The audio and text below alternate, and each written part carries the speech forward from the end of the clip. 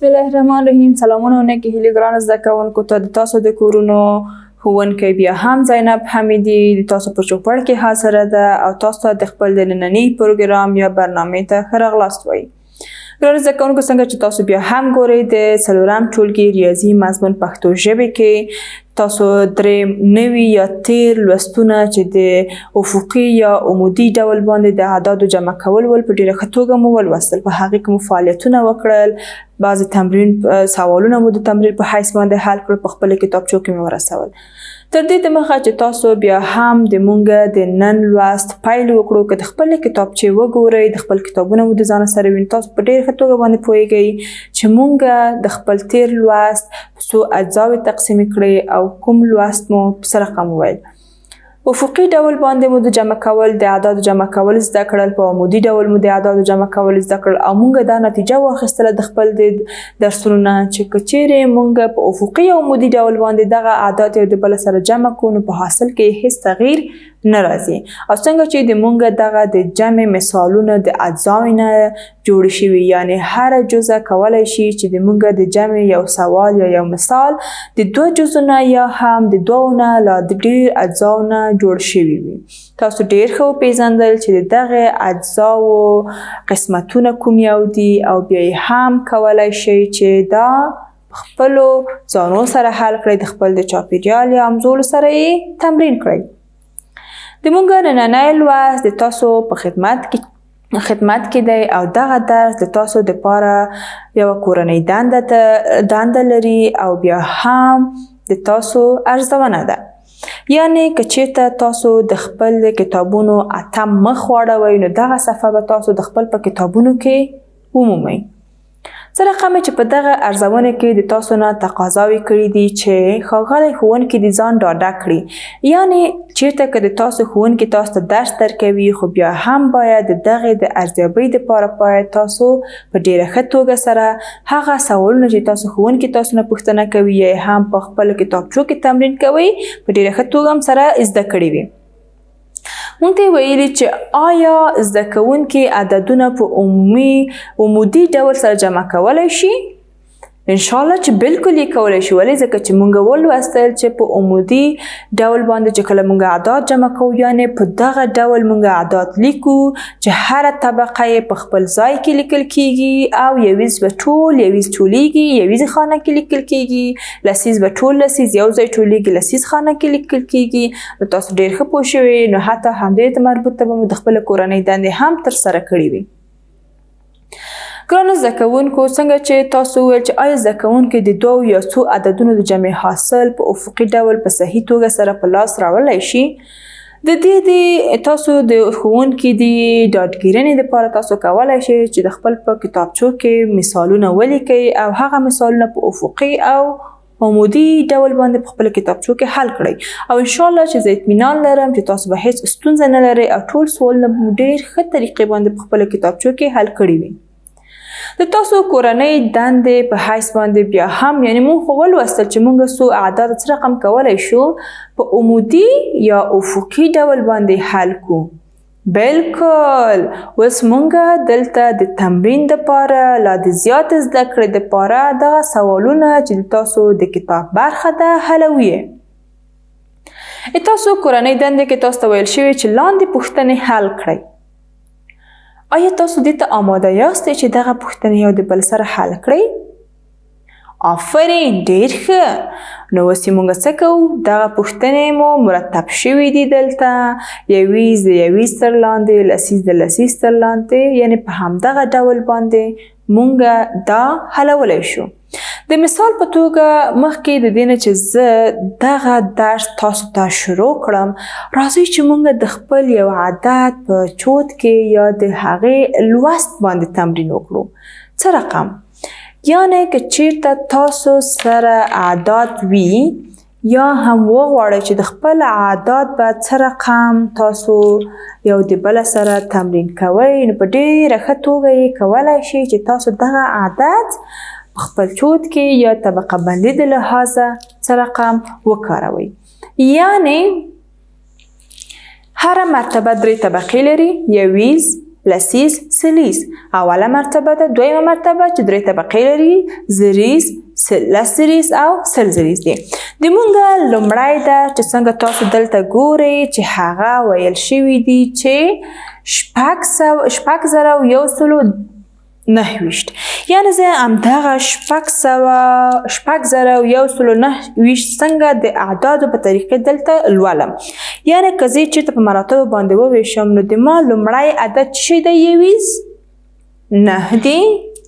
نو ماته پکار دی چې زه د خپل دغه کې د یویزو کې زه دا عدد وکاروم.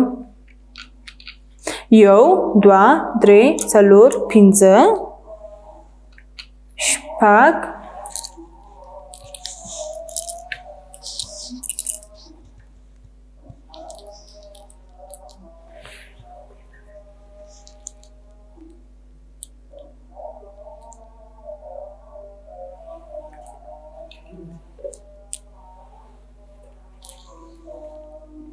1 2 3 4 5 6 7 8 او 9. ډېر ښه. د مونږ لسیزې طبقې کې په دغه سوال کې تاسو ته ویل شوي دي چې 2. یعنې د مونږ په لسیزې مرتبې کې یا لسیزې طبقې کې په لومړۍ مرتبه کې څو عدده دي؟ 2. د مونږ په سلیزې طبقې کې کوم عدد دی؟ 1. مونږ دلته هم په سلیزې طبقې کې 1 مری اچوو. د تاسو په سوالونو کې چېرته ګورئ د تاسو په زریزې طبقې کې عدد کوم یو دی؟ 6. یعنې 1 2 3 4 5 6. ګرانو زده کوونکو، اوس مو په ډېره ښه توګه ولیدل چې تاسو د خپل دغه عدد څنګه لولئ. موږ د یویز نه شروع وکړل، د یویزو خانو عدد مې واچول، مرۍ مې وکارولې. په یویز کې مو څو دانې وي؟ 9 مرۍ وي. په لسیزو کې مې 2 مرۍ وي، په سلیزو کې مې 1 مرۍ او په زریزو کې مې 6 مرۍ وي. اوس ګورئ چې زموږ د طبقو په اساس دا ډېر ښه اوس لوستلی شم، ځکه چې دغه طبقه باندې د اعدادو ما سره مرسته کوي چې زه د خپل عدد په سمه توګه ولولم. اوس ما ته ویل کېږي چې آیا دغه عدد ته لوستلی شي؟ نو د ما ګران زده کوونکي یې کولی شي چې دغه عدد د ځانه سره ولولي؟ آفرین، بالکل. دا عدد څو دی؟ 6,129. ډېر ښه. اوس تاسو د مثال په توګه فقط دغه یو عدد ولوستل او دا مې ډېر ښه زده کړل چې څنګه یې ولولئ. اوس راځئ چې د خپل د مثالونو حل ته پیل وکړو. څنګه چې موږ وویل دغه یویز ټول یو ځای لیکل کیږي، لسیز ټول یو ځای، سلیز هم او زریز هم یو د بل لاندې. یعنې موږ نشو کولی چې یویز د لسیز تر لاندې ولیکو، زریز د لسزریز تر لاندې ولیکو. یعنې بیا هغه وخت کې د موږ سوالونه ممکن چې غلط ځواب شي. اوس که چېرته موږ دغه یویز ټول یو د بل سره جمع کړو، یعنې موږ دغه سوال د څو جزو نه تشکیل شوی دی؟ 4 نه. بالکل. لومړی جز،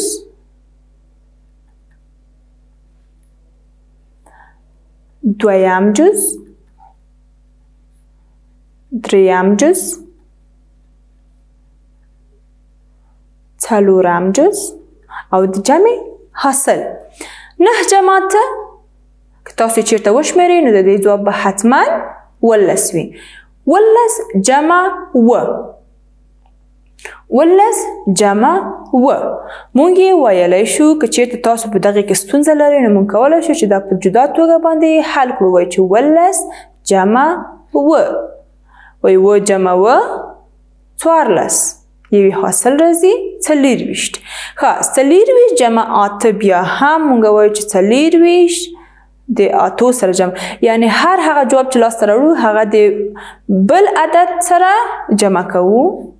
24 کې بیا هم 4 جمع 8 12، یو حاصل راځي 1 جمع 2 3. یعنې په کل کې د مونږ دغه 9 جمع 8 جمع 9 جمع 8 یعنې د دې ځواب څو کېږي 22 22 یو دوه رقمي عدد دی یعنې 3 او د 2 نه جوړ شوی یویز او لسیز یویز یې لیکو لسیز که چې هر هغه عدد وي موږ یې دلته حاصلوو یعنې که چېرته د موږ لسیز دلته 12 وی یعنې یو وی یو مو حاصلول که 2 وی 2 مو حاصل او که 3 وی 3 مو حاصلول دلته د موږ لسیز کوم عدد دی بالکل 3 دی نو موږ دلته 3 لیکو دا هم د یو جزء په توګه باندې بیا د موږ د سوال سره یو ځای کیږي خو لومړی باید خپل سوال ټول حساب کو او په آخر وخت کې دغه حاصل ورسره هم ټولو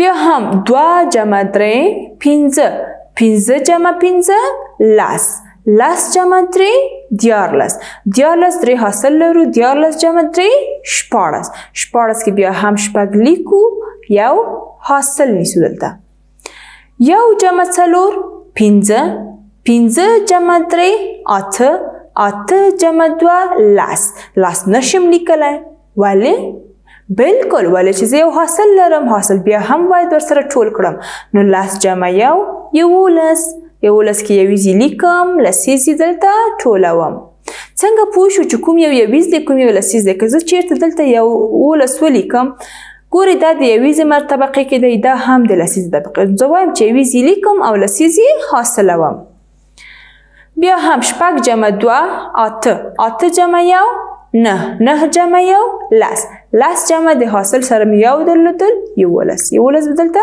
ټول لیکم ولې به ټول لیکم آخرنی عدد ځکه چې زه بل جزء دلته عدد نه لري چې هغې سره یې ټول کړم نو د مونږ د لومړي سوال ځواب څه شی دی کوم عدد چې 6019 د 2438 او 1350 1238 چې یو سره یو ځای شي کوم عدد لاسته راځي 11122 ډېر ښه ګرانو زده کوونکو هیله ده چې تاسو هم په عین ترتیب په خپلو کتابچو کې کار کړی وي په همدې ترتیب باندې تاسو کولی شئ چې د خپل دویم جز او دریم جز هم سره حل کړئ بیا هم انشاءالله چې تاسو ممکن هیڅ کومه مشکل نه لرئ د مثال په توګه په ښه بلد شوئ چې تاسو څنګه کولی شئ یو عدد چې چیرته اجزاوې د دوو نه هم ډېرې وي په ترتیب سره یې ولیکئ حل کړئ او بیا یې هم عدد ولولئ تاسو د کورنۍ دندې دویم بخش کې څه شی دی دلته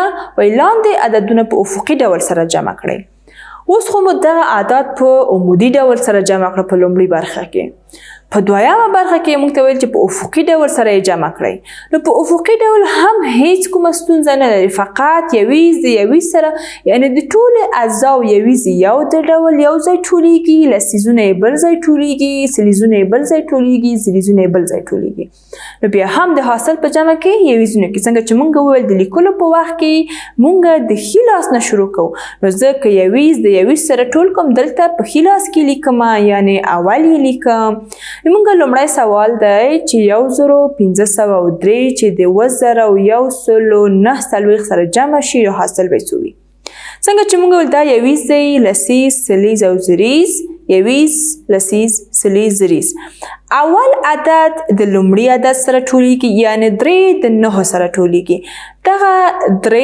چې د 9 سره ټول شي حاصل څه کیږي 12 بالکل 12 دلته په یویز کې لیکم دوی لیکم یو به دلته حاصل کیږي څنګه چې دا لومړی جز دی دا دویم جز دی صفر چې لسیز کې دی د دغه جز لومړي جز د دویم جز لسیز سره ټولیږي یعنې صفر جمع څلور څو کیږي څلور بالکل څلور جمع یو 15 دلته لسیز مې د لسیز سره ټول کړل د لسیزو په ځای کې لیکم دریم جز 15 جمع یو ولې 15 جمع ونه ځکه چې و دلته په زریزو کې دی موږ باید سلیز د سلیزو سره ټول کړو یعنې دغه اعداد چې کله موږ ټولوو یویز مو د یویز سره ټول کړل لسیز مو د لسیز سره ټول کړل سلیز یې د سلیزو سره ټولوو او زریز یې د زریز سره ټولوو اوس 15 جمع یو شپږ موږ حاصل نه لرو نو راستان یې دلته لیکو یو جمع و 8 1503 مو چې کله د 2140 سره ټول کړئ د موږ حاصل څو شو 8652 عیناً مونږ راځئ چې یو مثال هم د درېیمې برخې نه کار وکړو چې په دې کې مونږ ته 3 اجزاوې راکړي. ایس شاګردانو تاسو باید اطمینان ولرئ چې دا هم ډېر اسانه دی. که چیرته مونږ په 2 جزو باندې پوه شو چې مونږ 2 جزه کولی شو حل کړو، نو اوس کولی شو چې د 2 نه لا ډېر هم په همغه ترتیب حل کړو. څنګه چې ټول دغه اجزاوې یعنې لومړی یویزونه یو ځای حلوو، لسیزونه بل ځای حلوو، سلیزونه بل ځای، زریزونه بل ځای، په همدې ترتیب باندې. د لومړي جز یویز څو دي؟ 0. 0 جمع 1 1 1 جمع 2 2 5 جمع 2 و جمع 3 10 10 به 0 لیکو دلته، یو دلته حاصل راځي.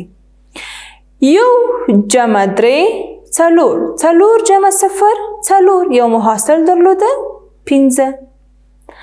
8 جمع 4 12 12 جمع 1 14 14 به 3 یا یویز لیکو او لسیز به یې دلته ټولوو چې لسیز یې یو دی. بیا هم مونږ وایو چې 2 جمع 1 3 3 جمع 9 12 یو مو حاصل درلوده 12 جمع 1 14 ټولې لیکو ځکه چې بل جز نه لرو. بالکل آفرین. اوس مونږ د خپل درس دلته ولیکل چې د مونږ ځواب څو شو؟ 133,502.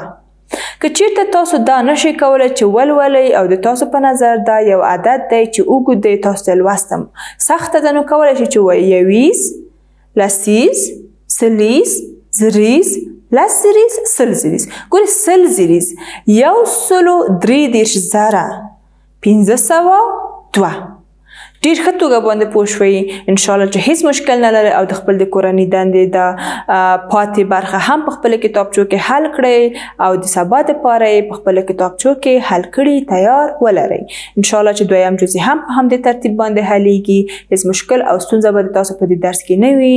بیا یې هم یو ځل تکراروم چې د تاسو د درس عنوان څه شی و؟ د افقي او عمودي ډول باندې د اعدادو جمع کول. په عمودي ډول باندې هم مونږ سره رقم جمع کوو چې یو د بل د لاندې یې لیکو، افقي یو د بل تر څنګ یې لیکو، او د افقي اعدادو جمع کول د عمودي اعدادو جمع کول سره هیڅ کوم توپیر نه لري.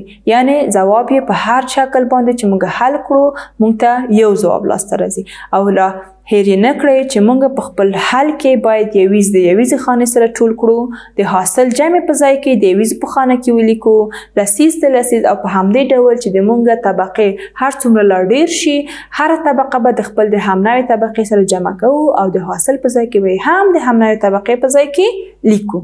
انشاءالله چې تاسو هم دا لوست په ډېره ښه توګه سره لوستی وي او هیڅ کوم ستونزه پکې نه لرئ. او تر بیا تر بل درس پورې مو په پاک الله سپارم. خدای مو مل شه. الله حافظ.